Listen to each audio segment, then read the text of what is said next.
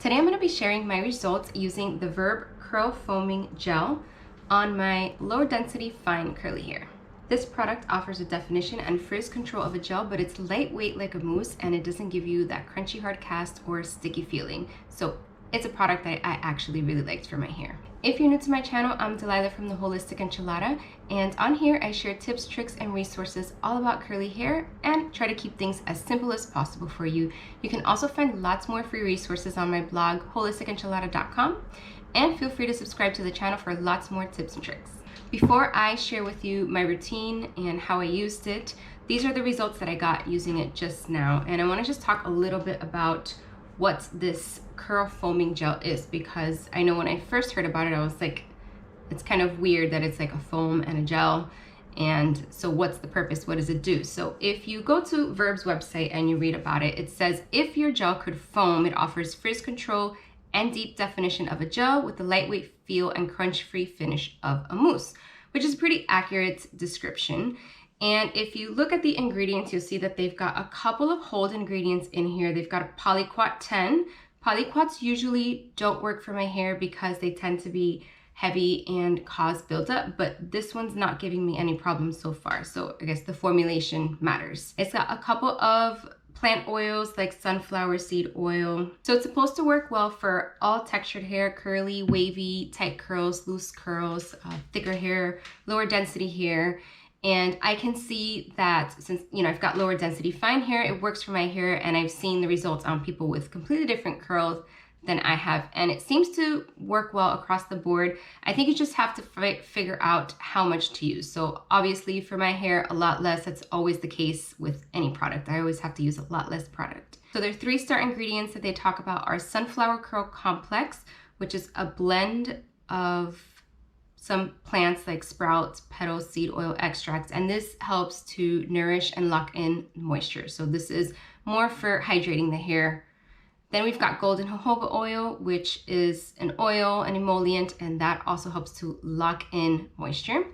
And then hydrolyzed cornstarch, which is a naturally derived polymer that provides hold and frizz control. So along with the polyquat, and there's some other polymers in here that really help provide some hold, but it's not too much. So I would say that this is more of like a medium hold product based on the ingredients and based on how it performed on my hair, light to medium hold. As far as moisture content, it's not heavy at all. I find it to be fairly light. I wouldn't go all the way lightweight, but it's in between, kind of like lightweight and medium. It makes my hair soft. I definitely don't get any dryness over time. Even if I use it to refresh, it adds a little bit of moisture back into my hair so my ends are not getting like dry and rough, like what happened with the gel.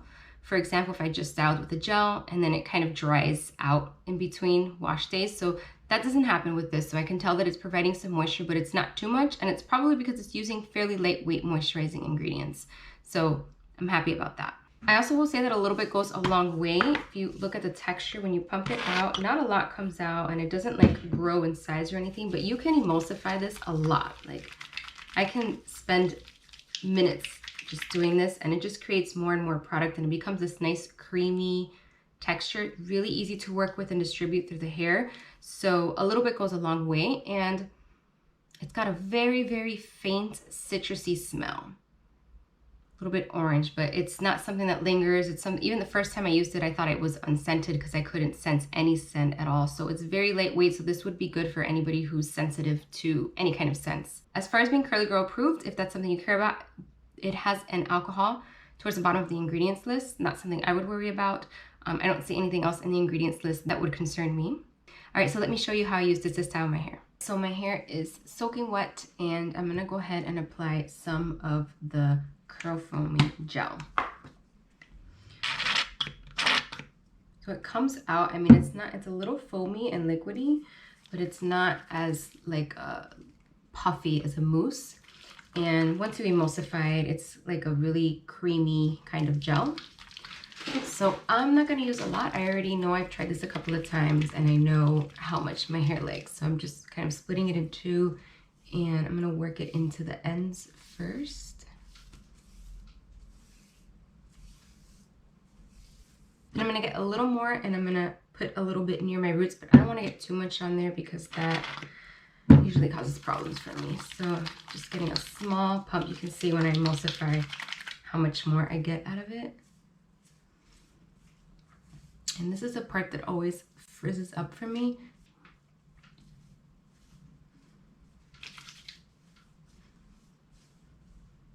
It's pretty easy to work through your hair. It doesn't make my hair feel like dry like other foams and mousses can. I find this one to be more moisturizing than other kinds, so it's really easy to work through my hair. You saw how I was able to emulsify and get a lot more out of it. It's got decent slip, not a lot, but enough that it's not tangling my hair as I apply it. Some like volumizing foams, as you put it in, I noticed that like towards the ends of my hair, they start to get a little bit tangled because it's kind of drying. So that's not the case with this one. So now I'm gonna do the typical thing where I flip over, scrunch up like my normal routine.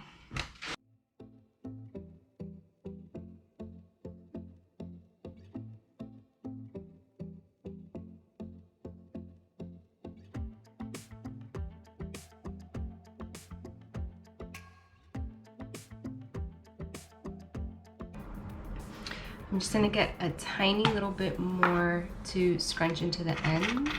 So like a very small amount. And I'm just gonna scrunch up from the ends.